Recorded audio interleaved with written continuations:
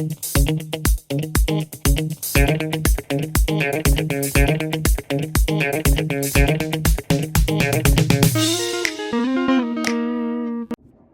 there, it's me again. So you all probably recognize the plant that's behind me, right? So the question today is, what will happen if I touch it? Although that one is too easy, right? So let's look at another question that might be a little bit more interesting.